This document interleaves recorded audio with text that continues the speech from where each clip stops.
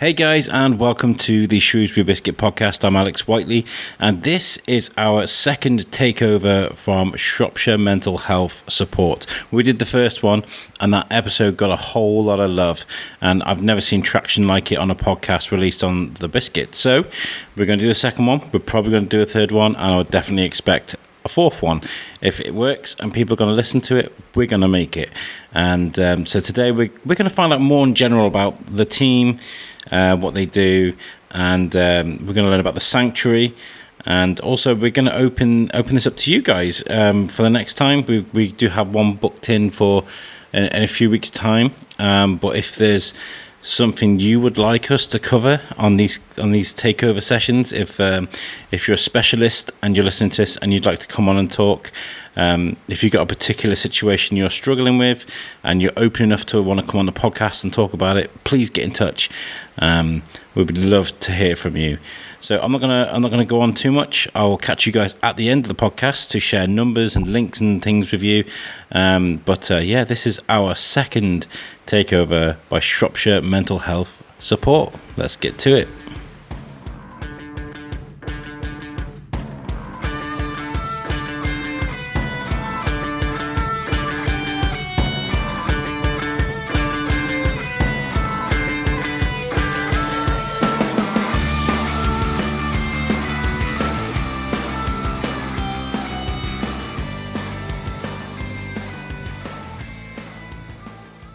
Hello guys, and welcome to the Shrewsbury Biscuit podcast. I'm Alex Whiteley.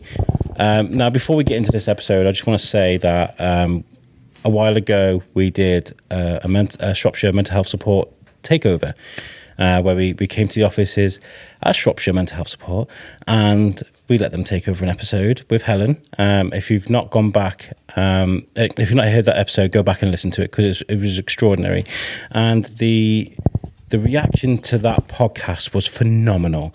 I was explaining to Ruth, just because we're back here doing it again, that to see an episode take off in the style that it did, the amount of downloads it got, the amount of reactions it got, generally, I do get comments and people do email in and write messages about a particular podcast, but like we got loads for that one. So Ruth and I got our heads together and we decided that we're going to keep doing these. I want to create like a regular, casual sort of clinic when it comes to mental health with Shropshire Mental Health Support. So, Ruth, welcome back to the show. Thank you. Nice to be here again. Yeah, it's great. Last time it was just incredible. The support that we got for that episode in particular. Yeah, we really enjoyed doing it, and also Helen, our guest. I think when she, as she came in, obviously she was quite nervous, as were we. And actually, when she left, she just felt, I can't remember quite the words she used now, but she, I think, just relieved. And actually, it was just a nice opportunity for her to tell her story and hopefully help other people, which is, the idea really. Yeah, and that's the whole goal of this podcast. It doesn't matter if we're talking about beans on toast. If someone's at home listening and they're taking that takes their mind off their troubles for a little bit, that's a good thing. If we're talking about a particular issue that needs to be brought out to the forefront, that's a good thing. Like this podcast is designed to help people. So I'm so proud of what we did for that one. So thank you to everybody that was involved in that. So the idea of doing these regularly, what are your thoughts and plans on how we can? Well, I think I'm just passionate about mental health, as I know everyone in our team is, and we want everyone to obviously be aware of our services, save lives where we can, but just offer that free support that we know is not always necessarily available, especially in the way that we do it. Like we had a meeting the other day and we were talking about how someone can call our service straight away when they're at that point where in crisis, or they just need to speak to someone, and usually they can speak to someone straight away, which I think is just not many other services in Shropshire can do that. So we just want to reduce stigma around mental health, help as many people as we can, and make sure people are aware of our services. And also, we've got a big event to promote on the 10th of September, which is World Suicide Prevention Day. We are joining with Shrewsbury Football Town Foundation, and we're doing an event. It's going to be a walk around town. We're just about to sort of nail down all the bits and bobs that we're doing for it at the moment, so there'll be more to come on that. But that will be on the 10th of September. So Sounds great. And I'm glad that we can give you guys something to build on the build up to that. Yeah. Some content that you can use, and this audio away from the podcast and give to you, so you can use it for whatever you want to use it for. So we've got a team around us today. Do you want to introduce the team that we've got with us? Yeah, so we've got Amanda, who works for us and who works for Shropshire Mental Health Support. She works in our sanctuary service. And what else do you work in? I also facilitate the Reconnect Wellbeing Group as well in Oswestry and at Berwyn Prison as well. I've done it there, which has been brilliant. Great opportunity doing that. And I'm also supporting people in another service called the ED service, which is the emergency department service, where people are referred to us and we offer them ongoing support over a number of weeks, support really tailored to suit what they need. So do lots of bits and bobs. So what does that entail? And is that people that are in serious, whether in crisis? Yeah, so with the ED role, it's a referral base. So people come to us if they've gone to the emergency department in crisis and they're recognised as being someone who could do with some further report. We can support them in that way. And the overnight crisis service is support there and then on the spot. So people are referred into us via the police, the ambulance or the crisis team. So we see people who are in that moment feeling perhaps suicidal or at risk of harming themselves. And if it's seemed appropriate for them to come to us rather than the hospital, then we see them if we can and hopefully de-escalate them and enable them to feel safe enough to go home. It's good. First of all, thank you. And anybody else that's involved in vital services like this. And I'm glad that we got you on today, because there's something I want to talk to you about that went viral a couple of weeks ago. We'll circle back to it. And who else have we got today? And we've got Maree. So you know Maree from last time. Yeah, we've managed to get her back again. So Maree also works in Sanctuary, but of course you've got your other roles as well. Yes. I've got the other roles. Yep, there we go. A new role as well. Oh, yeah, I forgot about the new role. Yes, I've got a new job. So I'm the deputy manager. You're the deputy manager? I still can't quite believe it myself, so I forget to tell anybody. That's a great sign of a good manager, though, isn't it? You're like, I'm the manager? Oh, yeah, I forgot. I do take the role seriously, but I think because I've worked here so long, just sort of go where I need to be, really.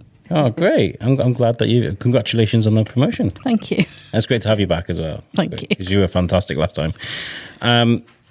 So talking about sort of mental health and sort of like we realised that there's that, when you talk about mental health, there's a huge umbrella for a lot of different things, isn't there? Yeah, my goodness, there is. And I think every time, sort of we put anything out on Facebook, or anybody who I speak to, actually, as soon as I say what charity I work for, it opens up a conversation. Awesome. So we know that people are just, I think we've got to a point where I think people are willing to talk about their mental health. It's just being able to open that conversation, start it, and like I say, just keep reducing the stigma so people have that opportunity to talk about it and know that it's okay and that there's support available. So today we mainly want to talk about our sanctuary service, which Amanda was talking about. It's a service that we're proud of, and I just thought it'd be nice to have people who work on that front line with these visitors of our service and just tell you a little bit more about it. Absolutely, take it away. So the Shropshire Sanctuary Service was established in June 2017. It provides support at the time of need for people experience acute mental health crisis. We operate 365 evenings and nights a year and provide person-centred listening to support people in de-escalating their mental health crisis. Shropshire Sanctuary helps save lives and has so far saved public services nearly 4 million and has supported nearly 900 visitors. So, I think we're doing quite a good job. And, I've not worked in this service myself, so I'm just as interested as anybody else. I'm always in the office in the day, so I don't actually hear much what goes on in the evening. But it's something that really interests me. And I'd love to know, I think we'd all love to know just a little bit, the referral process, how people, present when they come in, and just as much as you can tell, just so listeners, know a little bit more about the service that we're providing. So who wants to go first? I'll talk a little bit, if that's okay, Maree, and you can fill in the blanks. It's a very unique service. The professionals that we come across always say how grateful they are for it, and I don't think other regions have this service. So basically, as I mentioned before, the police and the ambulance service will use our service when it's more appropriate for the people that they come across in crisis. So they might meet someone or have a 999 call and be called to someone who's on a bridge. They might have harmed themselves. They might have intention to harm themselves. They might be a missing person. They might be on the edge of the river. And ordinarily, without us, I suppose those public services would take that person to the hospital to get a mental health assessment. But all too often, if they go down that route, that person might be waiting a long time, might be feeling overwhelmed at going into the hospital. It might escalate the problem. So if those services feel that we would be a more appropriate way to de-escalate the situation, they can bring them to us. And our environment in which we have the services like a home from home. It's like a sitting room. There's lamps, the kettle's always on, there's biscuits, there's a settee, it's really comfortable, cushions, we've got blankets if people need it. So I think more often than not, coming to our sanctuary service is it's often more appropriate than going to hospital and possibly waiting for hours and hours and hours to be seen, and then often getting sent home again. So where if that person, that vulnerable person, can come along and have a chat with myself and a colleague, they can get it all out of the system. We can chat, we can go from there. We can hopefully put a plan in place for them and give them a little bit of hope. And you're talking about it's set up as a homely sort of more comfortable space. Yeah, I think that's really good because when you think about hospitals, they're too clinical. That when it comes to someone that's in crisis. I talk about it now, and if depending on how I feel about it, I might take it out later. But I've worked with people in crisis for years. I've been there, and I've seen how people are when they are completely oblivious to anything or anyone around them. Yeah. They are in crisis, and to throw them into a hospital where it's beep beep and all these massive lights, and there's people rushing around, and there's the smells, and there's people looking at you and stuff. It's really important, I think, to offer somewhere that's a bit more cozy and a bit more relaxed. Because our environment is so non-clinical, we're just able to offer that really reassuring safe space. So people come in and they can talk for as long as they need to. It's not a time limited service, so we're not sort of clock watching as soon as they come in and saying you've got your 2 hours, start now. Sometimes people have to be there a good 40 minutes to an hour to sort of like de-escalate and have to be able to talk to us. So it's not a service that's rushed. It's non-clinical, and there are times when there's exceptions to the rule and they might need further support, of which we have a process to get that support. We also have referrals sometimes from the crisis team and the access team, so people can call in there, and then if the access team and the crisis team think it's appropriate, they'll refer to us. It's the same support offered once they get through our door. Is it referral only? Or yes, it is. Yeah.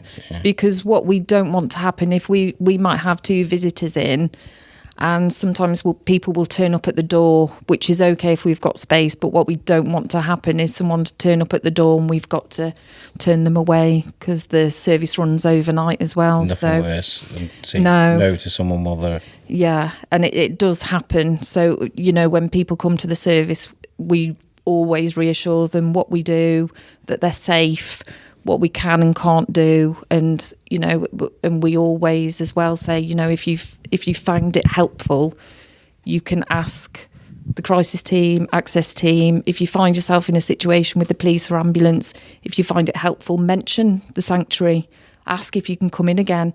But it is important that we've got that space. We're very keen that we don't get in that situation where someone's knocking at the door and we don't know what to do with them. I mean, we would ensure their safety, but referral only works well, doesn't it? It works best. And how long has the sanctuary been running for?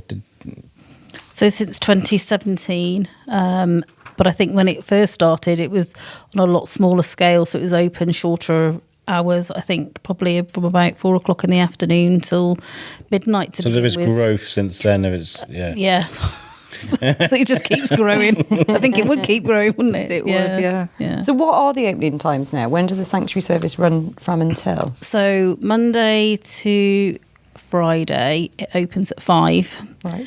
And then it will close at 7 a.m. Right. But at a weekend, it's open from 3 p.m. and it closes at 9 a.m. on a Saturday and Sunday morning. Okay. And do you have sort of busier times? Are weekends more busy, would you find? Or is there any pattern to it? I've been doing this job for 4 years and I'm yet to find a pattern. Yeah. It really is hard to pin down. Like, you would expect it to be quite busy on a Friday night maybe, but that's not always the case, is it? Sometimes it's really busy, sometimes it's quiet. It's really hard to tell. I think perhaps in winter, when the nights are longer, it picks up a bit, and particularly around Christmas as well. Yeah, holiday times. Yeah. I suppose it's probably fair to say that it does get a bit busier, but not necessarily whether it's in the afternoon or overnight, but I think certainly holiday periods. Yeah. Do you ever get overwhelmed sometimes? I mean, with it being referral only, you're saying you have had to turn people away, but with it being referral only, I expect it doesn't get to the point where you're like, but... It has to be manageable. Yes. We work closely together as a team, and there's a lot of trust there. We have to trust in each other a lot, that we've got each other's backs, because it can be quite challenging. You don't know how someone is going to be when they come through the door. We have limited kind of insight into how they are, but we work well to manage it, don't we? We work really well together, and manage each situation as it happens, really, don't we? Yeah. You have to look after each other, because we don't want each other to burn out either. So there's a lot of support given to our colleagues, and as far as a team goes, sanctuary team and the wider team, we're a massively supportive team. So we all acknowledge our values and our skills and what we're able to achieve together. And definitely in sanctuary at times there can be an element of unpredictability if people are so unwell. Having said that, we do manage it. Do we need to take time out sometimes after? Yes, but we debrief together, so I think it's fair to say we always feel supported, and we take every visitor as they present with us. Yeah, if you've worked in mental health, you know that nobody's the same. That everything's different. Every day is different. Every client is different. The unpredictability of it all can sometimes be the draw, I think. But I mean, like, it can be like a new challenge every single time, a new puzzle to solve. And I don't mean that to sort of to take the human element away from it. But sometimes it's nice when you can make a breakthrough with someone, and I'm sure you guys have seen it over the years. Yeah, it's if we can get people, it's an amazing thing to be able to send somebody home where they feel safe to go home, ready to go home, when 2 or 3 hours earlier they were so overwhelmed and so upset and distressed. We don't want that for anybody. We absolutely don't want people to feel that fearful or that anxious. So to be able to send somebody home in a taxi, which is what we provide, we make sure people can get home. We're not sort of saying, somebody doesn't say to us, I'm ready to go home, and we go, oh, well, that's fine, bye. We do a lot of planning for an exit. We do a lot of planning to make sure that, they know what they're going to do when they get home. We provide a taxi, which our service pays for. So we want them to have had a situation where it's been so elevated and distressed, and they're calm, and they'll go home and they're safe.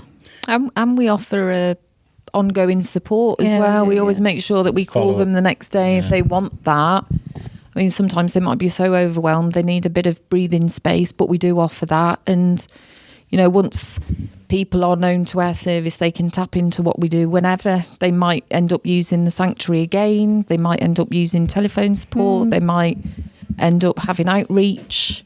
So, there's lots of options. We don't leave people kind of with nothing, do we? As they go, they know that there is support out there. Amazing. Good. Yeah. And Ruth, public perception of this. So you guys have a sort of, can you get a grasp of what people are, whether people are more sympathetic towards this or have more knowledge of it since 2017 up until now? Do you guys have any figures where comments on Facebook or more people dropping in or friends and family being more aware of the situations and the services that Sanctuary have? Yeah, I think, it's definitely more popular. I don't have any figures for you on hand now, but I think, in fact, I think the figures that I originally read out, I think they need updating, because I think we're seeing more and more and more people, as the emergency services are more aware of it, as new members of staff come on, sometimes they're not aware, or certainly some of the policemen weren't aware of this service. So we are going in to the local police stations, we're going into the emergency services and making them aware of our services, so now they know that that's an option, because I think I guess naturally people would just take anyone in crisis, they'd just take them down to the hospital, didn't even know. So it's definitely, people are being made more aware of it. Helps coming on podcasts like this, because people know, and like you're saying you work in mental health yourself, that's another person who knows and can sort of let more people know about this service. And sadly, I think, as we know in Shropshire particularly at the moment, suicide rates are on the up, so a service like this is going to be more and more used. I think, we're going to see it even more popular, than it is already. I like to. It's a crazy thing, because when you talk about sort of Facebook comments and the reels, it's like, it's one of those things I do. I don't know why I do it. It's a stupid thing sometimes to look into those comments when you see a situation of, so like we had a situation the other day where somebody had jumped off the bridge, and I was like, I want to look in the comments. I want to see what people are saying. And all it takes is one or two comments to be like, oh, I was late for work because of that. And you're like, oh, it's such a cruel world, you know what I mean? But then again, there are like 50 odd messages. I'm really sorry about this, Why do we focus on those tiny little negative comments, And the viral video I was going to sort of mention was, there was a lady on a plane in America a couple of weeks ago, and she was shouting and raving about, there was a guy in the back of the plane that wasn't real. And it went viral, like she was screaming and shouting, that guy there is not real, he's not real. And she has to be taken off the plane. And the comments were just, obviously a woman in crisis. Yeah. Obviously, like plain as day. And the comments are just like, LSD is such a terrible drug. And, how's the crack? And it's just like all these horrible comments. Like, it's obvious as a lady in trouble there. And it's hard, because I'm thinking, like, we're living in social media is now, at a point where we've been watching videos for years of people doing these things. How are people not more aware? Yeah, I think it's education. I honestly think, I think because we all work in this field, that we think that everybody thinks like us. And I think we were saying before, I think if you've had, suffered with your mental health in the past, you also just you're passionate about it. You want people to get better. If you have if you don't know anybody who's suffered with their mental health or don't know about it, I think people make that judgment. And I think we've just got to keep educating people. And I also think people who make comments like that, I think they must suffer with their mental health themselves to be, one day just to make those sort of, to make those comments, those snap judgments. And I think the thing, with suicide, how many times did you used to hear, that people who took their own lives, they're selfish, or they're this, or they're that.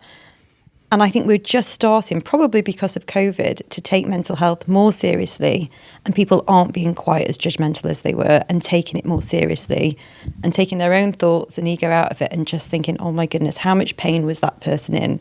Which we did, people didn't think like that before. So, I think we are getting there. But yeah, those comments, I think you're right. I think you see a couple and you just think, you're hooning on them, didn't you? Yeah, well, you want to educate them as well. You want them to come to a setting like the Sanctuary. You want to, give them some experience of a mentally ill person, and then say, now make your judgment, And people don't get that. So they're always just sat behind their computers making those comments that can be quite, upsetting for other people or for people who work in this sector. I think they're playing chicken, aren't they, with that? They're kind of like, they throw a comment like that and they're like, let's see how people react, you know. Yeah. I'm probably going to sound really old here, but I'm hopeful that the younger generation are, you know, are really aware and sensitive to issues and clued up and, dare I say, woke and all these things. Yeah, I think and so. I've got faith in the younger generation. I've seen in the wellbeing groups younger people supporting each other, and there's no judgment between friends, and they reach out, and it's great to see. So I'm hoping, you know, the younger guys now will change things. I do think it's, when it comes to empathy, I do think it's trickled down since the boomer generation, the Generation X, to myself, a millennial, to the. I feel like it was a hard time for the boomers, you know, and they suffered for hard times, which they then inflicted that them frustrations on Generation X, which then and it sort of trickled down. I do feel like there is hope for empathy and compassion. Definitely. Fingers crossed. You know, I think there's been some studies to say that, especially when it comes to environment and, you know, how they live around, how people live.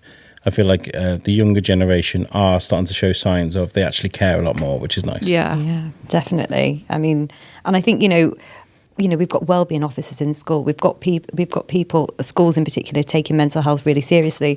I don't remember anything like that when I was in school.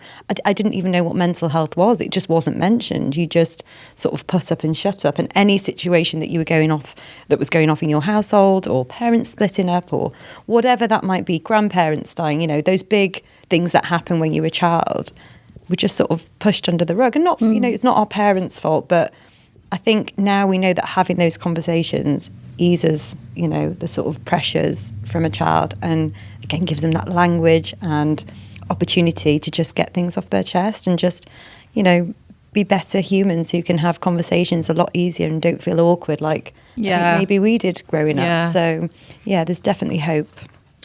Yeah. I feel like there are a few more opportunities for people to blow off their steam a bit more now. Maybe they're not aware of it, you know, whether it's the gym, whether you go to the football and scream and shout in a crowd, or whether you go for a run, or whether you play a sport, or whether you write, whether you make music, or there are certain things where people might be like, oh, that's not going to help, but you don't know till you try. You know, I work with young people for years now, and sometimes it's just about just trying one thing or another until something sticks. Yeah. You know, and that's it. And I think that goes partly down to our focus sometimes on our well-being. You know, I think years ago we had this historical thing, didn't we, that we have our physical health, we have to look after that. Mental health wasn't really spoken about unless it was considered bad. Keep calm and carry on. Or negative and that kind of thing. But I think certainly with the younger generations, the sort of the education and knowledge that, you know, you have mental health, whether it's good or bad, it's there as like physical health, and then the focusing on our well-being, on our self-care, and being more proactive in that ourselves can give us resilience and give us some strength. And I think, you know, I agree with Amanda. I think certainly younger people, you know, I'm so hopeful that they are sort of, I think they've got it. I think that they'll run with it. I think they need some support every now and again. Absolutely fine, because we all do, regardless of our age. But I think they've got it. I wish I brought it with me, but there was a great monologue that Susan Sarandon did in Rick and Morty, which sounds like a bizarre thing to say, but Rick is a scientist who likes to create and destroy, and he doesn't understand therapy. And she breaks off into this monologue, and, you know, she basically talks about how looking after our mental health should be as important as brushing our teeth every day. Yeah, absolutely. You know, and I thought it was brilliant. I'll have to bring that next time, because it's actually really, really good. Yeah. It's so true, though, and I think it's just something, and I think what good mental health can sometimes look like is, I don't know, your success or this, that and the other, and actually it's really not. It's just being content, being present, having gratitude. I think sometimes the wellbeing package has been sold in completely the wrong way. So we need to teach our kids resilience. Very passionately about that, And it's true. And I don't want, you know, I am hopeful for the kids, but I hope they don't see what job they have or what trainers they're wearing, or, you know, I hope they can see past that and actually just be present. And, you know, you'll have a good day, you'll have a bad day. That's fine. Don't get weighed down with all the bad days. You know, don't let that sort of control, your future. Just try and be as present as possible, and just think, every bad day is just a lesson. And, so that's definitely something, as having 3 kids, I'm trying to teach them. Yes. More difficult, as they get to their teenage years and they see these sort of what they're wearing or what they've got as a symbol of, their worth, where it's really, really not. But, definitely hopeful. I feel like the last few months, I've been really trying for, when it comes to things, when you talk about material gains and having a bit of status, something as simple as a bottle of pop like Prime went absolutely, the faces I'm getting right now. Are you aware of Prime? I think I've heard of Prime. Yeah. Andrew Logan and KSI, they created an energy drink that everybody went absolutely insane for. Kids were queuing up around the corner. They were spending ridiculous prices like that. I mean, what do you do as a parent when you're thinking, I'm not spending 15 quid on an energy drink because you really, really want it and you need to be fitting with your friends? There are some ways where I think we need to do some work. I feel like. So my daughter went to the shop to go and buy this Prime. A couple of her and her friends apparently was in stock at this shop. Anyway, they went to a shop, they didn't get it, and she'd got like her Go Henry card. So this shop, it was £2. She went to this other shop, it wasn't in stock there. She spent £8 on a bottle. Well, I went absolutely bonkers, as you can imagine. But they buy into it. She doesn't even like it, but it's because her friends, it's the peer pressure. And then she shared it with everyone. So I was thinking, right, they all owe you £2 now. But but it's that thing, you're right. I think she almost wanted it. And I guess people want it because it is that sort of, look what I've got. And, I mean, we've all been there. I mean, when I was a kid, it was Sunny D or whatever the crazes at the time. You've got to be drinking I remember that one. You couldn't have Happy Shopper, could you, in your lunchbox? You had to have like proper Panda Pop. Yeah, you couldn't have Panda Pop. No way. Yeah, because of shame. Or a Tesco carrier bag. But and then when you talk about education, this is why I brought this up. Is like, how do you deal with a kid that can't go out and buy Prime and is feeling left out and is feeling isolated? That's when the issues start. When we're so young and we develop all these insecurities, but from those young ages. So what kind of education can we put in place where we can say to each other, it's okay to not be a part of the crowd. You can go and do your own thing. And this is what I've been dealing with in respect with my children is to say, like, it's okay to go and do your own thing. Yeah. My son Timmy has done one of the I'm so proud of him for doing this. He has decided he wants his hair slicked back. Think of Alex Turner from Arctic Monkeys. That's how he's having his hair. Nobody in his school is like that. It's very 1950s throwback. It's nuts, right? And I'm like, he's got his own style. Yeah. He's done his own thing. He hasn't gone, I'm going to do this thing. We're trying to get him to Jack Grealish it down the side a little bit so it's tidy. And he's like, no. Yeah. Okay, kid. I think, for me, that's what it's all about. It's about celebrating that. And yeah, absolutely. And I think it starts when they're younger. And I'm thinking about someone I may or may not know as a male wanted some pink Furby slippers, and I fully endorse this, and celebrate it. And I think it starts with those little things, doesn't it? There was no, why don't you have some football slippers? It's like, great pink Furby squeaking noisy slippers. Fantastic. You look amazing in your pink Furby slippers. I think it's about, exactly. Celebrating difference, isn't it? And noticing them in a positive way and celebrating people for that. Yeah. People may remember early days of the biscuit. I used to wear a backwards baseball cap everywhere I went. I used to have a whole range of them, and I'd turn up to like really posh award ceremonies with a plaid shirt and my backwards baseball cap, because do you know what, that hat meant a lot to me. Because it is me. Do you know what I mean? And it's like, it's almost, it sounds really ignorant to say, it's almost religious to me. It's like, it's that important because it's unique to me and I want to wear a hat like that. So yes, I'm going to turn up at the museum at this really posh do while you're wearing your suits in my cap. That's how I feel. Well, you do you, and I think that's so important. I think we try and sometimes, and I'm definitely guilty of it, with my girls, you want them to wear what you want them to wear, and suddenly my kids are getting to an age where they want to do them, and I'm like, okay, you do you, but can you wear your pink little frilly dress? Like, it's really difficult, isn't it? Actually, you do need to celebrate them just being individuals, so then they don't always follow what their peers do, or it's it's okay to do you, I guess. And I guess as well with when we're talking about raising awareness, having a day in particular in September where you guys can actually focus on raising awareness, and how's the best way to make a noise out of it? I mean, how are your plans for this? I mean, I know we've got the podcasts going. What are you guys planning to do for it? Well, like I say, we're still in the fairly early planning stages, but we've got, a team of volunteers, a team of staff who are going to be... So the plan is a 5K walk throughout town, and we're going to have certain stop-off points. And on those stop-off points, we will have members of our team ready to give, leaflets, information, anything we can to raise awareness, particularly around suicide, and just obviously knowing that there's somewhere for people to talk who are in crisis.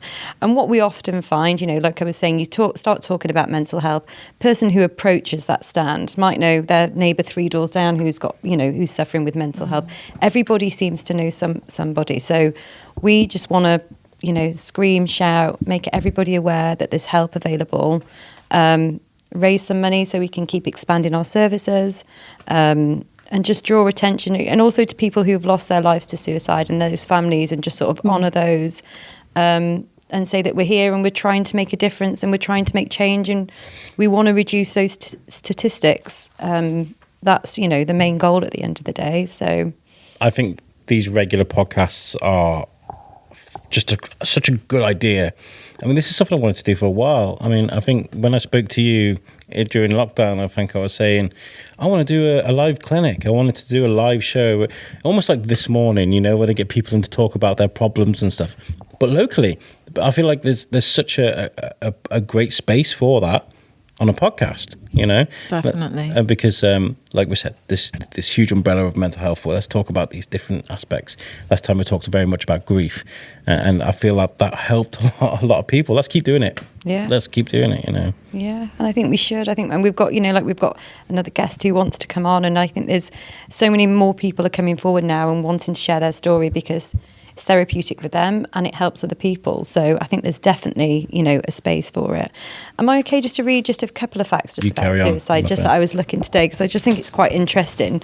So on the World Health Organization website, they report that more than 700,000 people die into suicide each year, which I was just, again, I've never really looked at the statistics, but I thought that was just, a crazy amount of people.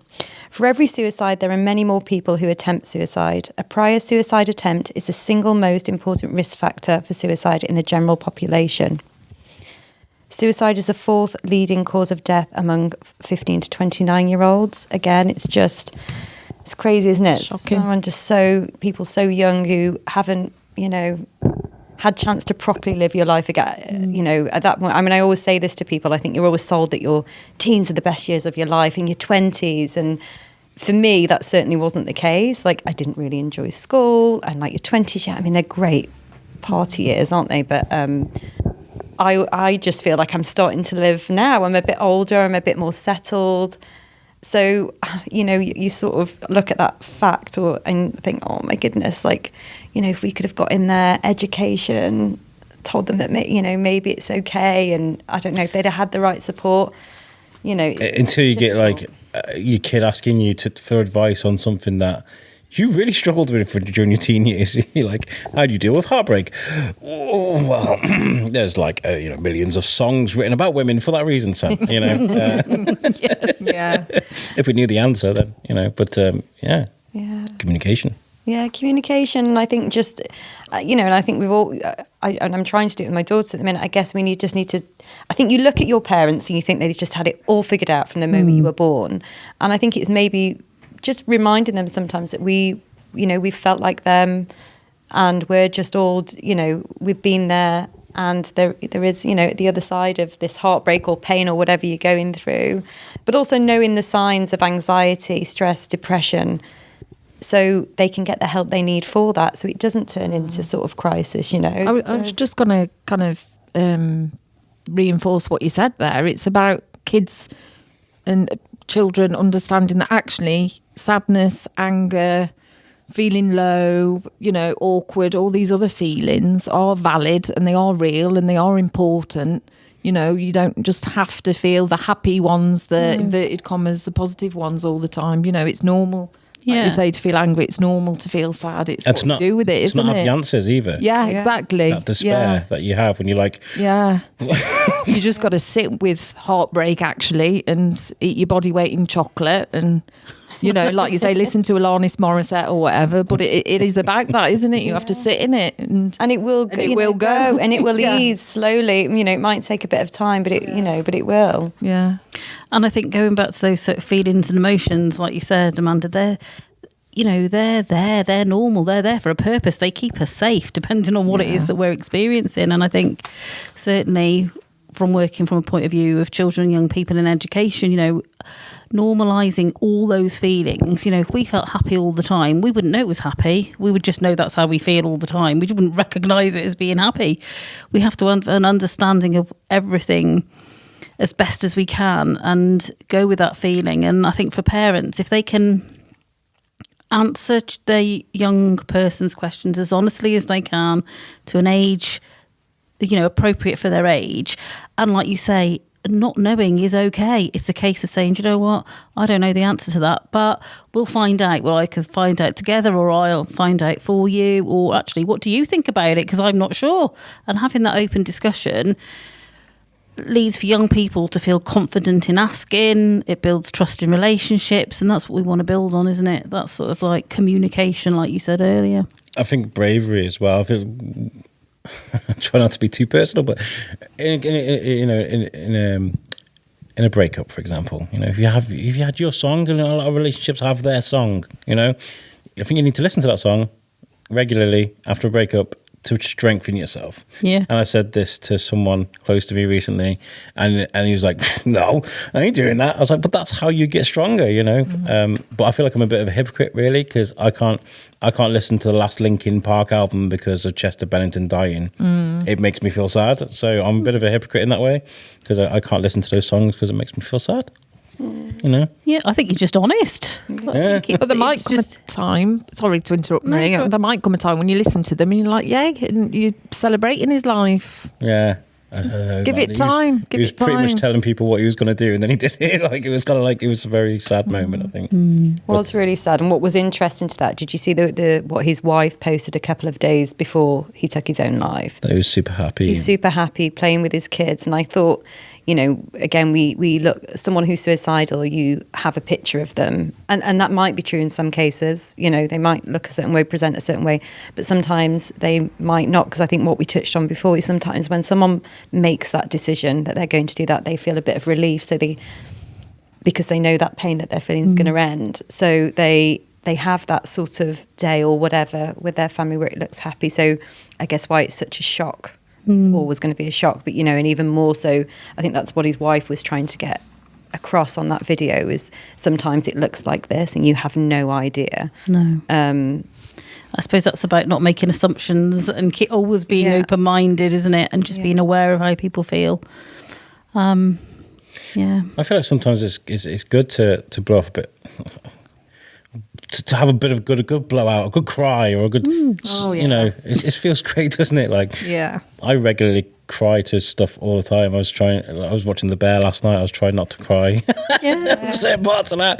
Like, I feel like that's healthy for me. I feel like if I didn't do that, then I'd probably just explode at one point. Well, no, and that's good. And I think that's something that you can teach, your sons and all the time, and the girls.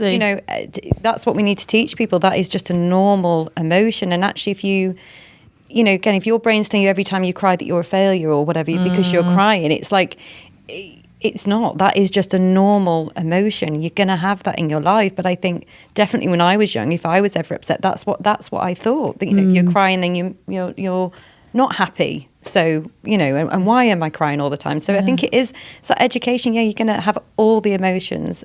And that's okay. And, don't try and stop yourself from crying. If you don't want to bottle stuff up. Absolutely not.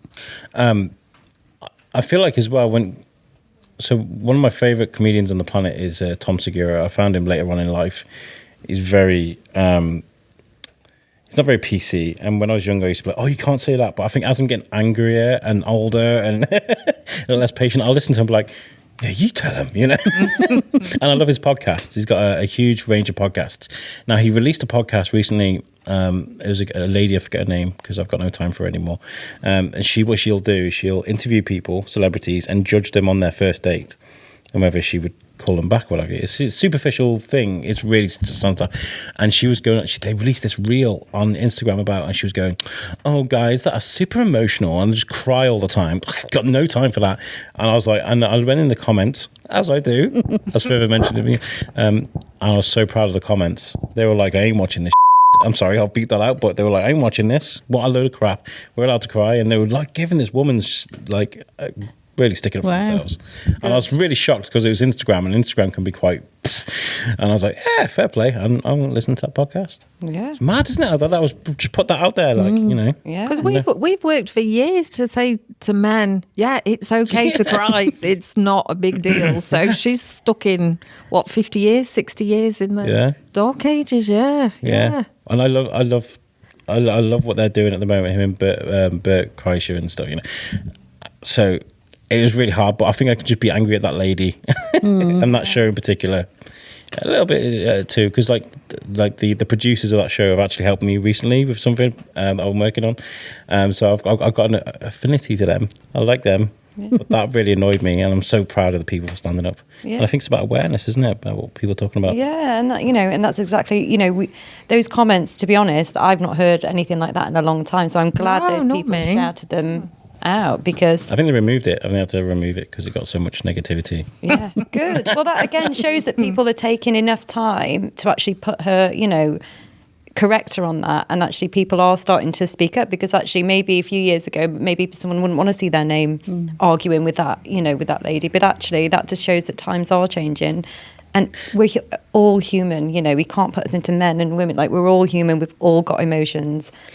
I think as well, like Tom Segura is one of those comedians that's very much against cancel culture and the wokeness of it all, because I love the fact that I'm woke. I love that. I think it's great. I think if I'm Same here. But I feel like it's been flipped on its head a little bit now by certain people in the media, that it's bad to be woke. But I feel like when you can't mess with men's mental health. Yeah. You cannot do that. I think that's why they took that down, because it's like that's one line you just can't cross.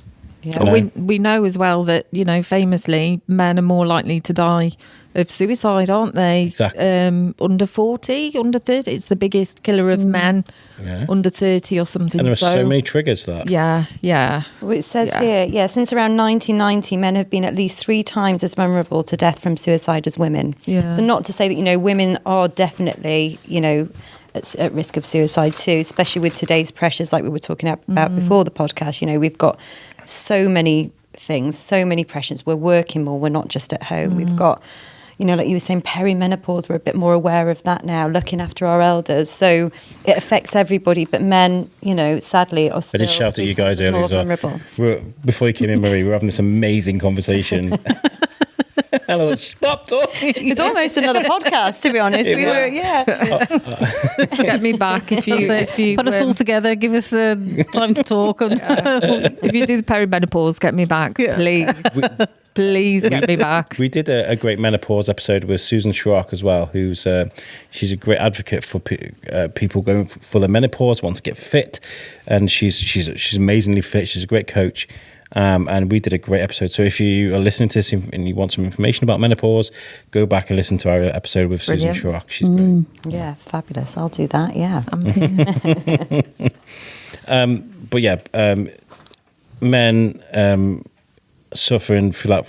There's a high percentage, and the LGBTQ plus community as well. There is a huge bump, isn't there, when it comes to men in the closet or to whatever situation. And trans people as well, Yeah, it's a huge problem. Yeah, definitely. And again, just by, I think, shining a light on this and having these conversations, we can help reduce that. Again, we do have,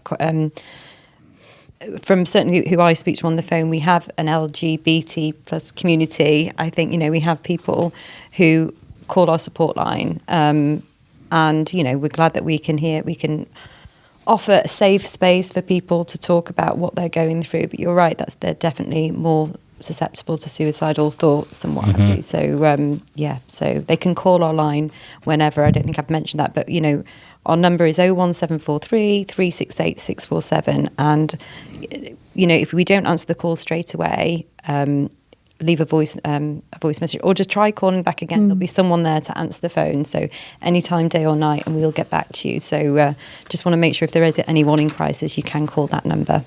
Absolutely. What other statistics have you got on there? Have we gone through them all, or is there anything else you need to... Well, I think those were the most interesting ones. I mean, like I say, I think, men are at least 3 times more vulnerable to death from suicide as women.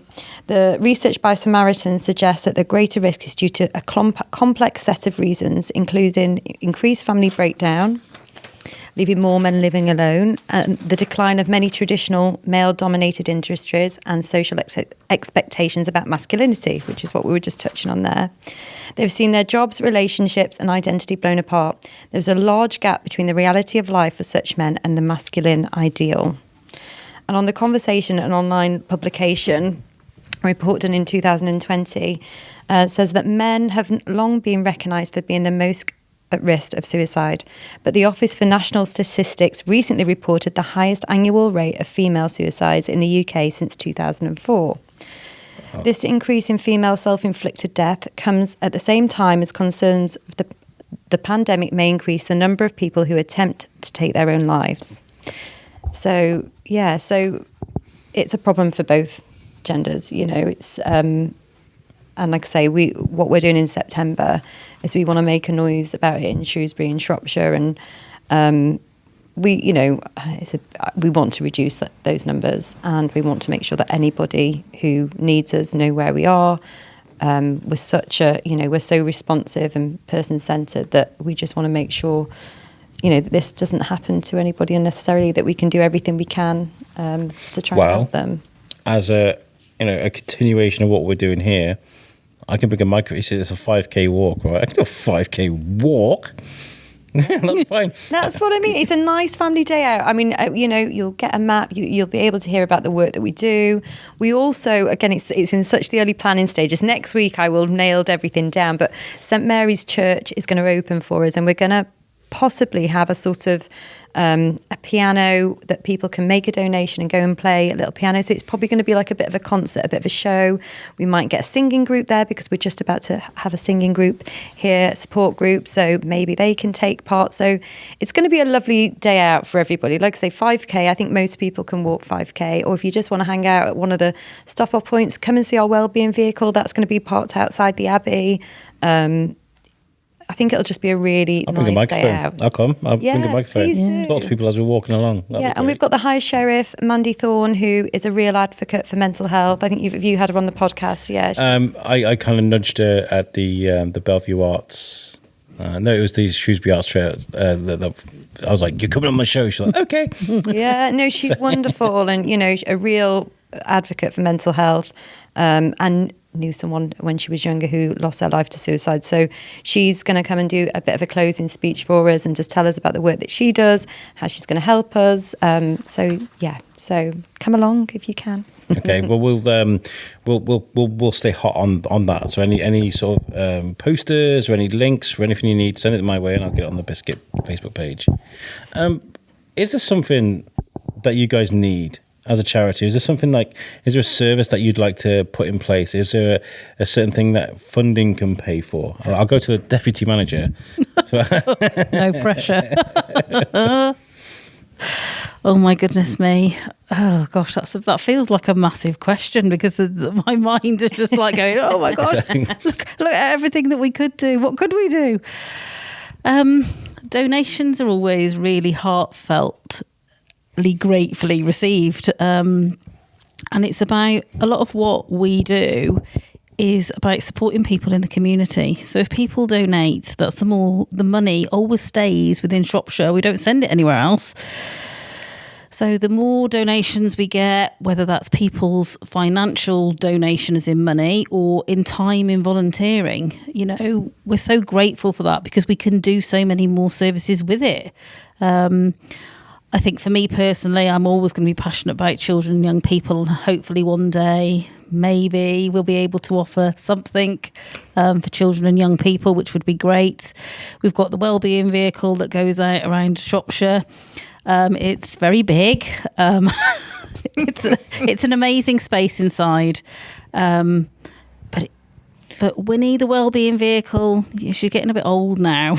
So a new bus would be absolutely amazing. So that's what we're working on. It's quite a big target, but that's my job, is to try and raise funds, just £100,000 to buy a new vehicle. Okay. It's just a small challenge. Yeah. But what Maree's been on the bus quite a lot, and it is becoming quite a good tool and getting out there for marketing purposes sometimes, but mostly to offer support. And we've done the last couple of months, we've been going into care homes and offering people who might staff who work at the care home, or family members, or people in the care home, and that has been a real success. We're able to take support out to more rural places, or just taking it to businesses. People are coming out and actually sharing their stories, and again, it's that making it easy for someone to prioritise their mental health. So the vehicle, like Maree was saying, it's quite a big vehicle. It's a little bit I don't know how to. Yeah, we need a new vehicle. So, with respect, let's think about the Lincoln Davis truck. That they've got. Is that very that's what we look at. Yeah, it's amazing. So that's what we're modelling it on. Yeah, so it looks incredible. It's amazing. It's an amazing space. Okay, and that's what we want, which is not quite what we've got at the moment. So, we want to get. We'd like. If there are any businesses that want to support us, doing any fundraisers, having fun with their team at work while raising a bit of money, whether that's, wear a silly jumper on a Friday and making a donation, having a cake sale, having a bit of a challenge between all the workmates, step challenge or what have you. So your truck just goes back. The small old one. Yes. Okay, I can hear it backfiring as I'm joking. Not quite that bad. Don't jinx it. Yeah. But, any businesses who want to get involved, anybody who wants to do any fundraising for it, at the moment, that is where the funds are going to be going, because we need a new vehicle. And like we say, we know it's an important tool and an important service now. So if there's any charity investment angels out there listening to this, please get in touch. Great, what about you, Amanda? Is there anything that you'd like to see brought to this place, apart from the truck? Of course, we'll put that to one side. I think, like with Maree, I'll mirror what she says. I'd like to see a group of younger people. I think that would be really good.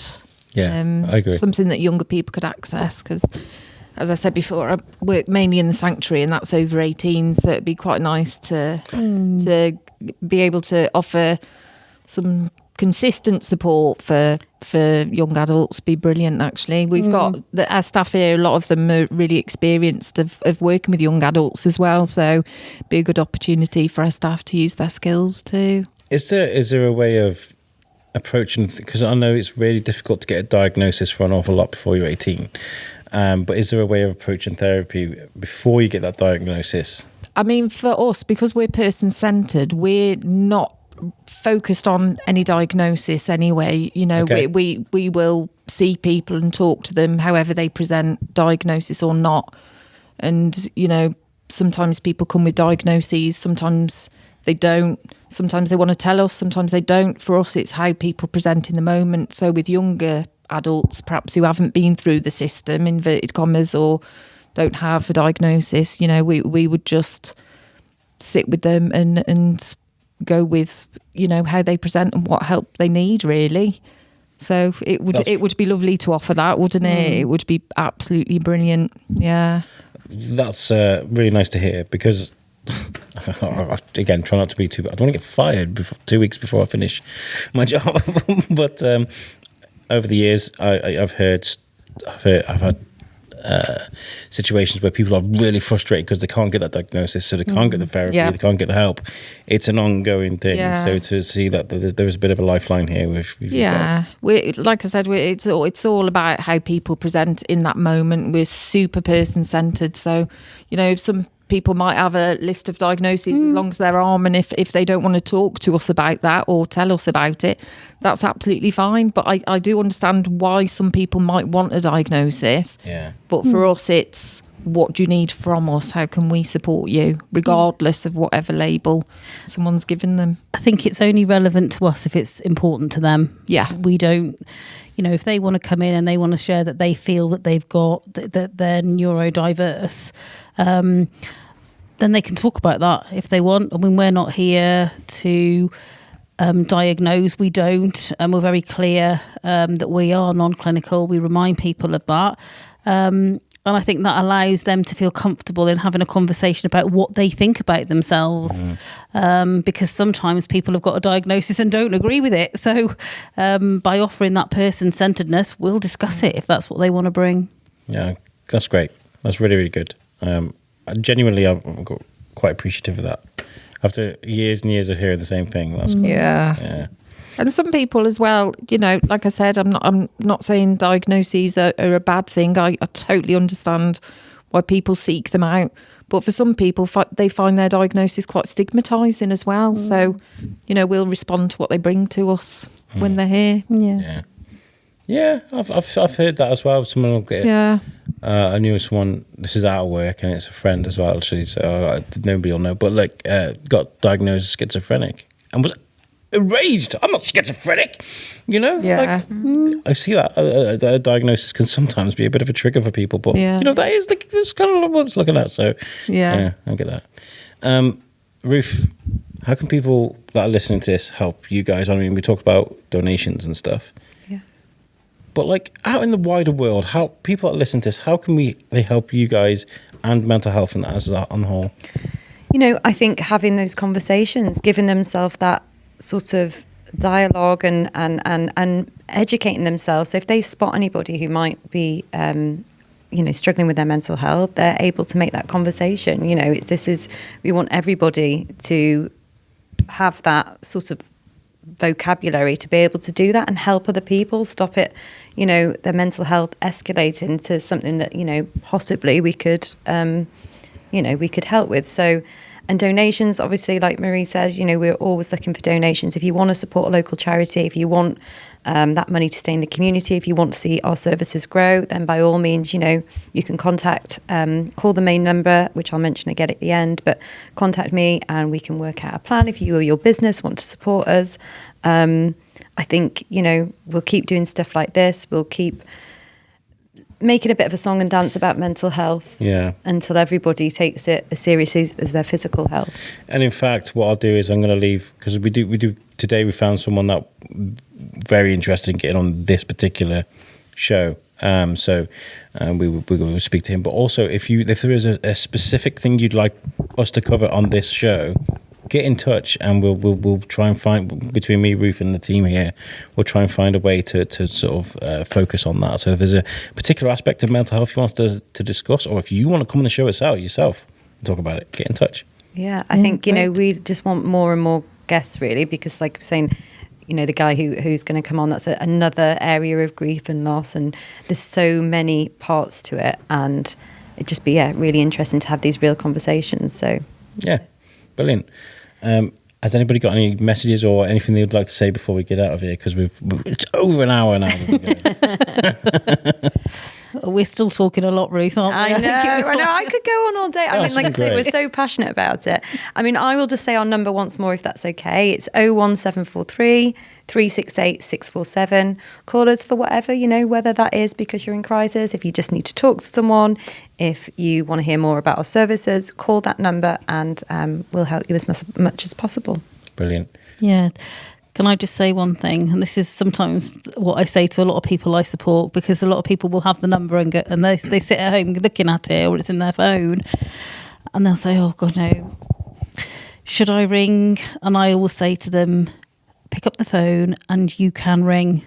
So by sending that message to people that are questioning whether they should ring, yes, absolutely, just pick up the phone. They'll always be greeted by somebody that's willing to listen and that will offer the support. So don't think, should I? Think, I can and I will. Nice. That's really good.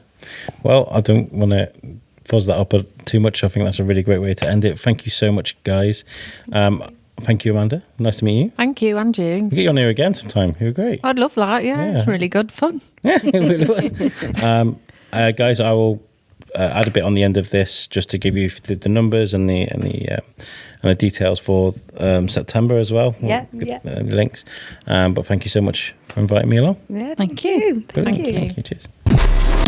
So there we have it. What a great episode that was. Again, fantastic from those guys. Thank you to Ruth, Maree and Amanda for donating your time to come and speak on the show. And I hope this episode finds you well. I was just, before I was editing, I was just perusing on Facebook, and there was a plea for help, for counselling, just out there on Facebook. I'm seeing so much more now, more people sort of reaching out for mental health support, which is where this is great. If you're listening to this and you think this might benefit someone, then please tag them in the post or share it on Facebook.